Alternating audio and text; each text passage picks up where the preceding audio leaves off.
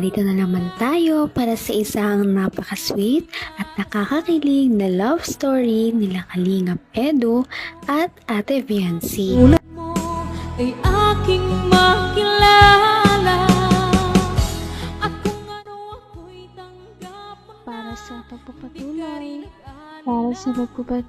ng ating love story ay ito ang pagpapatuloy ng kanilang Hong Kong trip.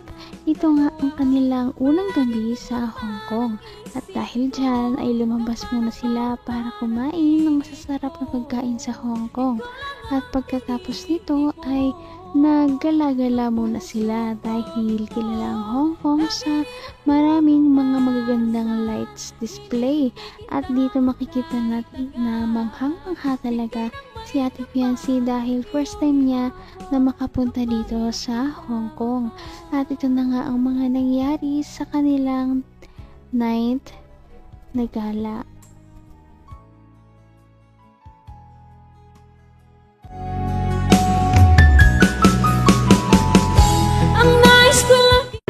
May mga photo bombs eh.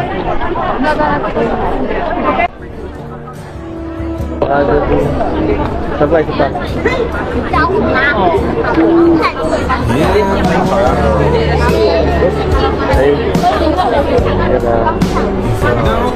Ay, parang ganda sumakay dun, oh. Nakasakay na kami dyan dati.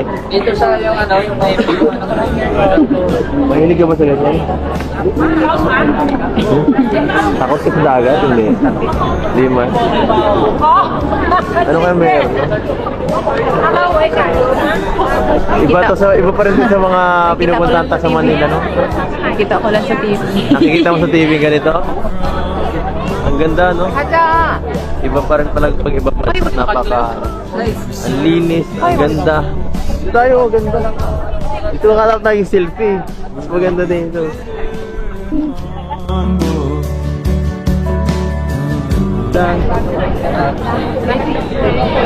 Hindi ka nilalamig?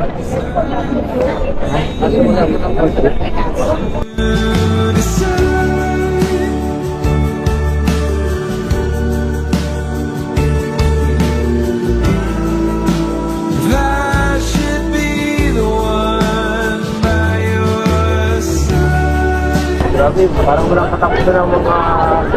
kung ano ako'y tanggap mo na hindi ka rin nag-alinlangan pa. Sobrang one of a kind talaga ang mga memories na kanilang nabuo sa unang gabi pa lamang ng kanilang Hong Kong trip. Napakaganda pala talaga dito.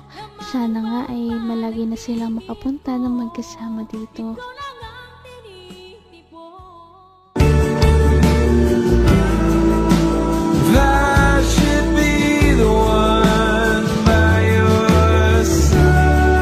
Grabe, parang walang katapusan ng mga... Hindi ka rin dito sa puntahan.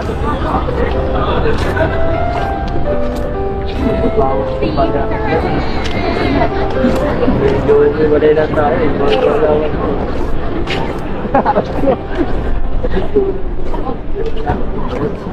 Alam mo ba, dito ligan dito ang pagiging public. Kaya kita ng tig ka kaunti. Kaya kita ng konti sila. Pagod. Ay, grabe. Sabi ko na eh. Nangangatog na ang tungkod ko. Ang sakit na rin ang likod ko. Ayun na talaga ako sa lamig. Ha? Pahinga. Ikaw naman, pag nandito ka, okay naman. Napabawas-bawasan. Buti na lang. Lagi kang ano ngayon.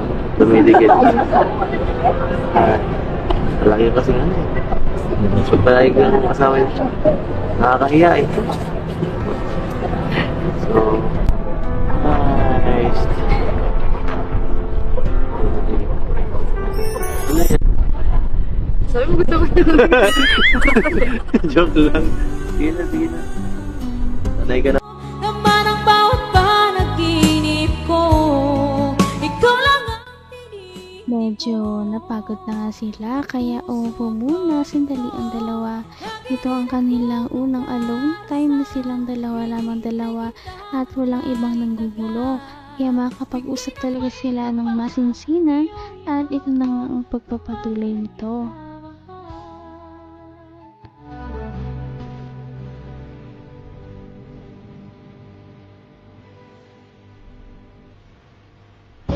Ay, teka lang, may ano lang ako, may kukunin lang ako. Teka lang, dito ka lang ha. Hindi mo na ako magitan. Mabilis lang.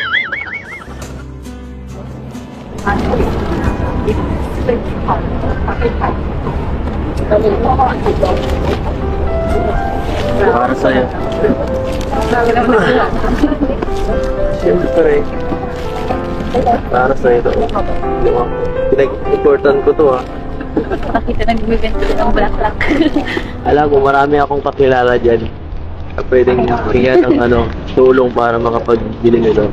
Oh, Happy Valentine's Day. Yan ha. Hindi ako halos pagbibigay ng ganyan sa mga tao. Bihira lang yan, kaya swerte mo. Swerte mo kasi sa mga mahalagang tao ko lang binibigay yan. Isa ka din.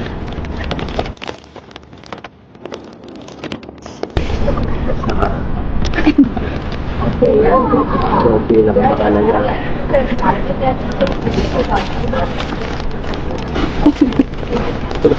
O bakit? Grabe, sobra-sobra na. Grabe na, may flowers pa. Hanggang wakas ay tayo ng dalawa. Palagi kang naman ang isip ko. Grabe naman talaga ang sweetness ni Kalingap Edu. Biruin mo yon, naisip niya pa talaga na bigyan si Ate Biancy ng bouquet ng flowers sa pagpunta nila dito. Ito ang unang natanggap ni Ate Biancy ng bouquet ng flowers sa ibang bansa. At galing ito kay Kalingap Edu, kaya nakakilig talaga. O bakit? Grabe, sobra-sobra na. Grabe na, may flowers pa. Siyempre. Dapat natutulog lang ako. Siyempre para tuloy-tuloy ang saya. No? Yan ang makiuso naman tayo kahit pa paano. Makiuso naman tayo sa mga millennial kahit pa paano. Next month lang ng Valentine's. Uy. Sigurado seryoso ka? Ako pa lang.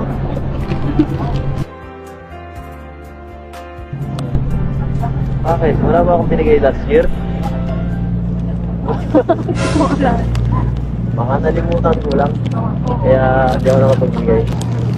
Alam mo, ito siguro ang pinakamagandang Valentine's Day sa buong buhay ko. Oh. Ako din siguro kasi nasa ibang bansa. Oo. Tapos kasama pa kita, no? Kaya doble ang saya. Ito mga ganung bagay na ko lang to eh. Nai-imagine ko lang to eh. Nai-imagine ko sa utak ko. No? Kasama mo yung taong mahal mo. Ka lang.